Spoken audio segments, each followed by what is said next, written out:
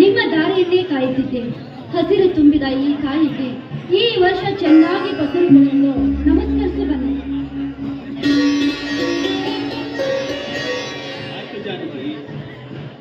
ಅಮ್ಮ ಭೂಮಿ ತಾಯಿ, ನಿನ್ನನ್ನೇ ನಂಬಿಕೊಂಡು ಬದುಕುತ್ತಿರುವ ಈ ಮಣ್ಣಿನ ಮಕ್ಕಳನ್ನು ಕೈ ಹಿಡಿದು ಕಾಪಾಡಿ ಮೇಲಕ್ಕೆತ್ತೋ ಭಾರ ನಿನ್ನದು ತಾಯಿ.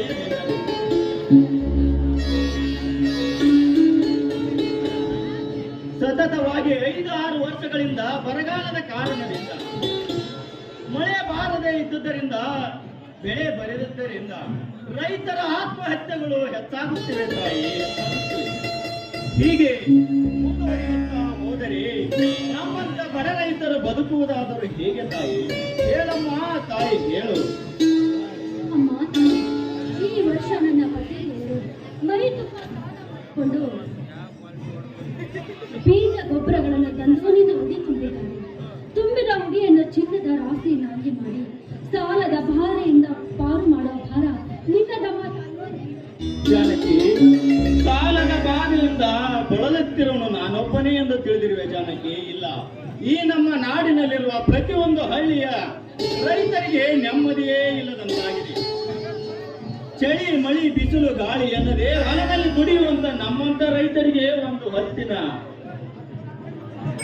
ಗತಿ ಇಲ್ಲ ಅಂತ ಮೇಲೆ ಯಾರಿಗೆ ಬೇಕು ಈ ಹಾಳಾದ ರೈತನ ಕೆಲಸ? ಯಾರ ಮುಂದೆ ಹೇಳಬೇಕು ಈ ರೈತನ ಗೋಳಿನ ವನವಾಸವನ್ನು? ಹೇಳು ಜಾನಕಿ, ಹೇಳು. ಯಾಕೆ ಹೀಗೆಲ್ಲ ಮಾತಾಡ್ತಾರೆ? ದೇಶಕ್ಕೆ ಅನ್ನ ಹಾಕುವ ರೈತನಿಗೆ ಇದನ್ನು ನೋಡಿಕೊಂಡು ಸುಮ್ಮನಿರುತ್ತೇನೆ ಈ ನಮ್ಮ ಸರ್ಕಾರ. ಜಾನಕಿ, ಸರ್ಕಾರ ಸರ್ಕಾರ ಸರ್ಕಾರ ಯಾರಿಗೆ ಬೇಕು ಈ ಹಾಳಾದ ಸರ್ಕಾರ?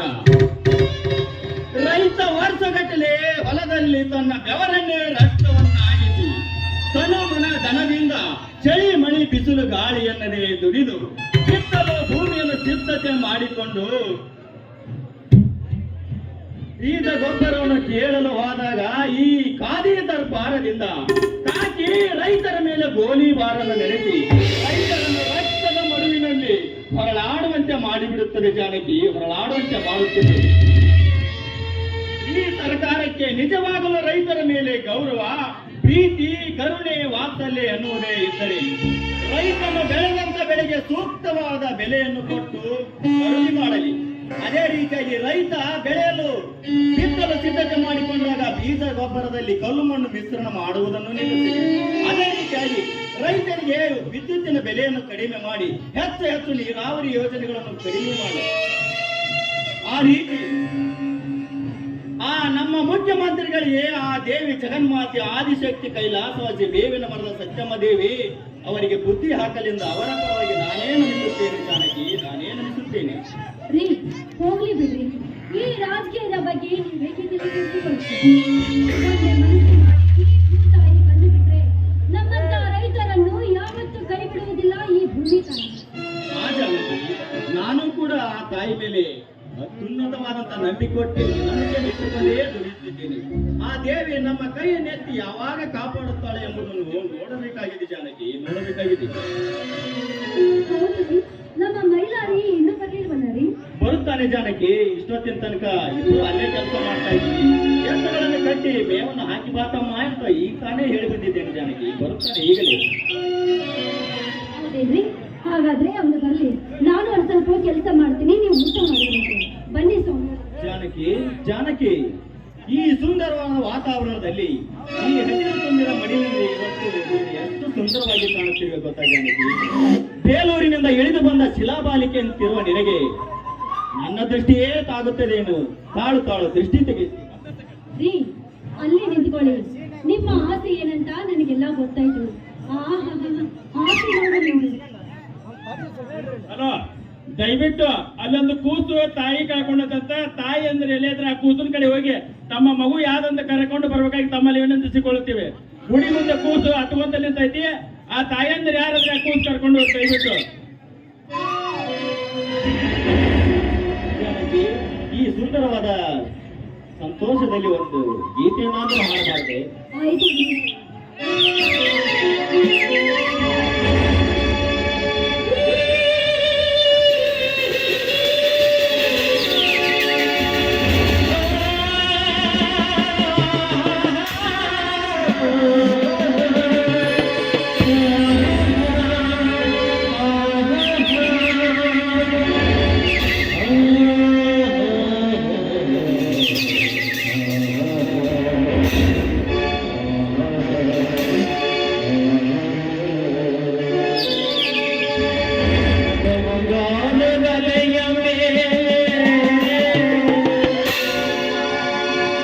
ತಂಗಾಳಿ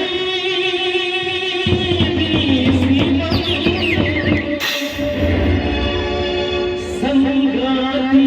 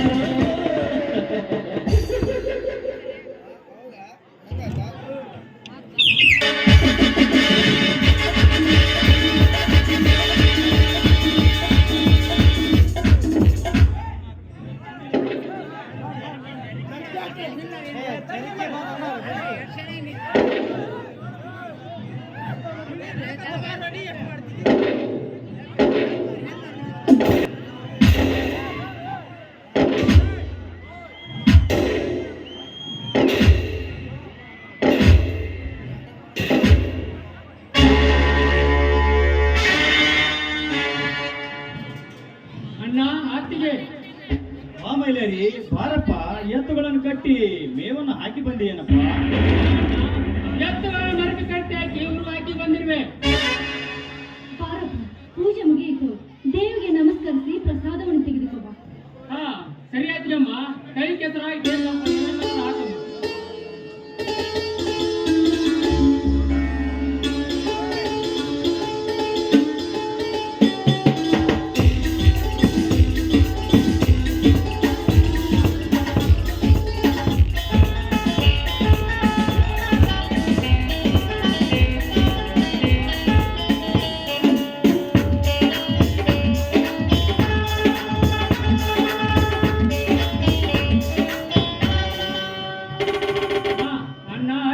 ನನಗೆ ಆಶೀರ್ವಾದ ಮಾಡಿ.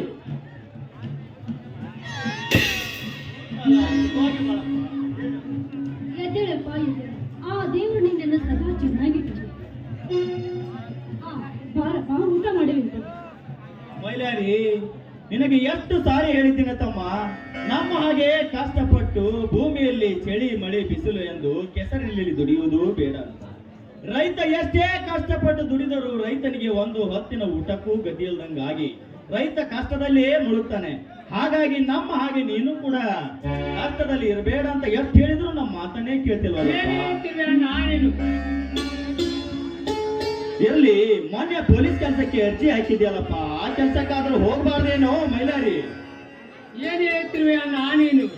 ನಾನು ಪೊಲೀಸ್ ಕೆಲಸಕ್ಕೆ ಅರ್ಜಿ ಹಾಕಿತ್ತು ನಿಮ್ಮ ಒತ್ತಾಯಕ್ಕೆ ಅಷ್ಟೇ, ಅದು ನನ್ನ ಮನಸ್ಸಿನಿಂದಲ್ಲ. ಮತ್ತೊಬ್ಬರು ಕೈ ಕೆಲಸ ಮಾಡದೆ ಮಣ್ಣಲ್ಲಿ ದುಡಿದರೆ ಬಂಗಾರ ಬೆಳೆ ತೆಗೆಯಬೇಕನ್ನು ಮಾಡ್ತಿದ್ದೇನೆ ನಾನಿನ.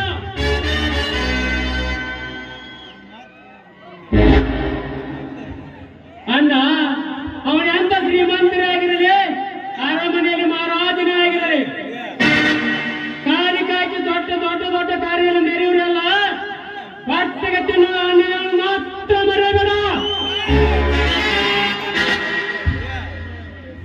ಅವರಿಗೆಲ್ಲ ಅನ್ನ ಕೊಟ್ಟು ಸಾಕುತ್ತಿರುವರು ನಮ್ಮಂತ ರೈತರು ಎಂಬುದು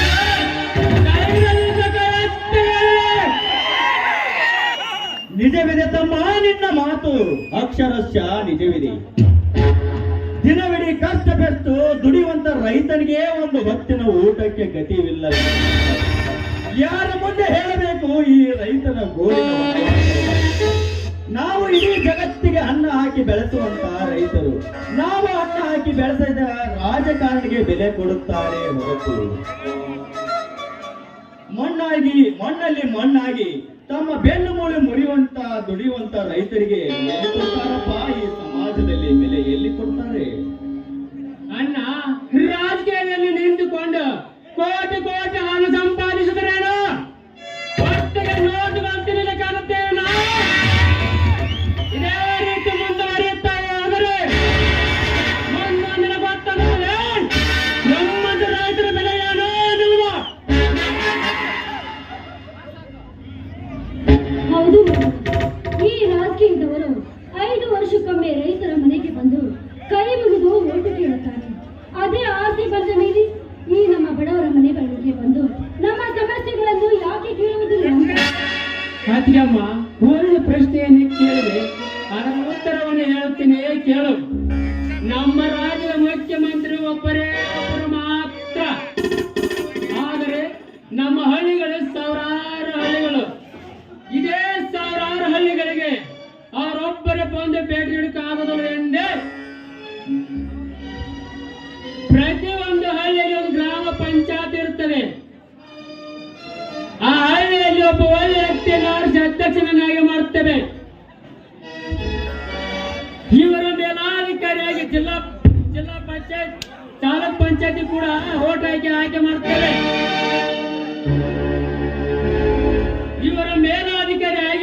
ಎಂಪಿಗಳಿರುತ್ತಾರೆ. ಇವರಿಗೆಲ್ಲ ಇರುವುದೇ ನಮ್ಮ ರಾಜ್ಯದ ಮುಖ್ಯಮಂತ್ರಿ. ಈ ಮುಖ್ಯಮಂತ್ರಿ ಪ್ರತಿ ಹಳ್ಳಿ ತಾಲೂಕಿಗೆ ಹೋಗಿ ಭೇಟಿ ನೀಡಿ ಕೆಲಸ ಸರಿಯಾಗಿ ಮಾಡ್ತಾರೋ ಇಲ್ಲ ಅಂತ ತಿಳಿದುಕೊಂಡ ತಪ್ಪು ಮಾಡೋ ಅಧಿಕಾರಿ ಶಿಕ್ಷೆ ಕೊಟ್ಟು ಅವರ ಕೆಲಸದಿಂದ ಮನೆಗೆ ಕಳಿಸಿ ಈ ನಮ್ಮ ಹಳ್ಳಿಗಳಿಗೆ ಸರಿಯಾಗಿ ಸೌಲಭ್ಯ ಒದಗಿಸಿಕೊಂಡರೆ ಅವನು ನಮ್ಮ ರಾಜ್ಯದ ಮುಖ್ಯಮಂತ್ರಿ ಆಗಿದ್ದು ಸಾರ್ಥಕವಾಗುತ್ತದೆ. ಸಾರ್ಥಕವಾಗುತ್ತದೆ. ಅದನ್ನು ಬಿಟ್ಟು ಹಿಂದೆ ರಾಜಕಾರಣ ಎಷ್ಟು ಹಣ ಕೊಳ್ಳೆಯವ್ರನ್ನ ತಿಳಿದುಕೊಂಡ ನಾನು ಅವನಿಗಿಂತ ಹೆಚ್ಚು ಮಾಡಬೇಕೆಂದ ಹಣ ತೊಟ್ಟು ನಿಂತವನಿಗೆ ಮುಖ್ಯಮಂತ್ರಿ ಅನ್ನೋದ್ರಮ್ಮ ನಮ್ಮಂತ ಬಡವರ ರಕ್ತ ಇರುವ ಕಂತ್ರಿ ಕಂತ್ರಿ ಅನ್ನುತ್ತಾರೆ. ಸಾರ್ಥಕವಾಯಿತು ತಮ್ಮ, ಸಾರ್ಥಕವಾಯಿತು. ನಿನ್ನಂತ ತಮ್ಮನನ್ನು ಪಡೆದದ್ದಕ್ಕೆ ಈ ರೈತನ ಜನ್ಮ ಸಾರ್ಥಕವಾಯಿತು. ತಮ್ಮ, ಈ ನಮ್ಮ ನಾಡಿನಲ್ಲಿ ಪ್ರತಿಯೊಂದು ಹಳ್ಳಿಯ ಮನೆಯಲ್ಲಿ ನಿನ್ನಂತ ವೀರ ರೈತರು ಸಿಡಿದೆದ್ದರೆ ಸಿಡಿಲು ಬಡಿದ ಹಾಗೆ ಮುದುಡಿಕೊಂಡು ಕುಳಿತಿರುತ್ತದೆ ಈ ನಮ್ಮ ಸರ್ಕಾರ. ಈ ನಮ್ಮ ಸರ್ಕಾರಕ್ಕೆ ನಿಜವಾಗಲೂ ರೈತರ ಮೇಲೆ ಕರುಣೆ ಇರುವುದಾದ್ರೆ ಅವರು ಕೊಡ್ತಕ್ಕಂತ ಈ ಯೋಜನೆಗಳನ್ನು ಸರಿಯಾಗಿ ಕೊಳ್ಳಿ. ಅದೇ ರೀತಿಯಾಗಿ ಕಲ್ಲು ಮಣ್ಣು ಮಿಶ್ರಣ ಮಾಡುವುದನ್ನು ನಿಲ್ಲಿಸಿ ಉತ್ತಮವಾದಂತ ಯೋಜನೆಗಳನ್ನು ಕೊಡ್ಲಿ. ಹಾಗಾಗುವುದರಿಂದ ರೈತರ ಸಾವಿನ ಪ್ರಮಾಣವಾದರೂ ಕಡಿಮೆ ಆಗುತ್ತೆ. ರೈತನೇ ಉಸಿರು, ದೇಶದ ಹಸಿರು. ರೈತನೇ ದೇಶದ ಬೆನ್ನೆಲುಬು. ಒಕ್ಕಲಿಗ ಒಕ್ಕದಿದ್ದರೆ ಇಡೀ ಜಗತ್ತೇ ದಿಕ್ಕುವುದು. ಜೈ ಜವಾನ್ ಜೈ ಕಿಸಾನ್ ಎನ್ನುವಂತ ನಾನುಡಿಗಳು ಈ ಸರ್ಕಾರಕ್ಕೆ ಇನ್ನು ಮುಂದೆ ಆದರೂ ಅರ್ಥವಾಗಲಿ. ಅರ್ಥವಾದರೆ ಈ ಮುಂದೆ ಕೊಡ್ತಕ್ಕಂತ ಯೋಜನೆಗಳನ್ನು ಜಾರಿಗೆ ತರಲಿ. ಅದನ್ನು ಬಿಟ್ಟು ನಮ್ಮ ಸರ್ಕಾರ ಏನ್ ಮಾಡ್ತಾ ಇದೆ ಗೊತ್ತಾ? ತಮ್ಮ ತಮ್ಮ ಅಧಿಕಾರದ ಗದ್ದಿಗೆಯನ್ನು ಭದ್ರಪಡಿಸಿಕೊಳ್ಳಲು ಹಾಗೂ ತಮ್ಮ ಇಡೀ ವಂಶವೇ ರಾಜಕೀಯದಲ್ಲಿ ಮುಂದುವರಿಸಲು ದೇವರ ಮೇಲೆ ಆಣೆ ಮಾಡ್ತಕ್ಕಂತ ಇಂಥ ದುಷ್ಟ ಸರ್ಕಾರ ಬೇಡಪ್ಪ, ನಮಗೆ ಬೇಡ. ರೀ, ಗೊತ್ತಾಯ್ತು, ನಡೆಯಿರಿ. ಆ ಗಿಡದ ನೆರಳಿಗೆ ಕೂತಿಕೊಂಡು ಊಟ ಮಾಡಿ ಮನೆಗೆ ಹೋಗೋಣ. ಜಾನಕಿ, ತಮ್ಮ ಇಷ್ಟೊತ್ತು ದಣಿದು ಬಂದಾನ. ಅವನಿಗೋಸ್ಕರ ಒಂದು ಸುಮಧುರವಾದಂತ ಒಂದು ಹಾಡನ್ನಾದ್ರೂ ಹಾಡಬೇಕು. ಆಯ್ತು, ನಿಮ್ಮ ಆಸೆನೇ ನನ್ನ ಆಸೆ.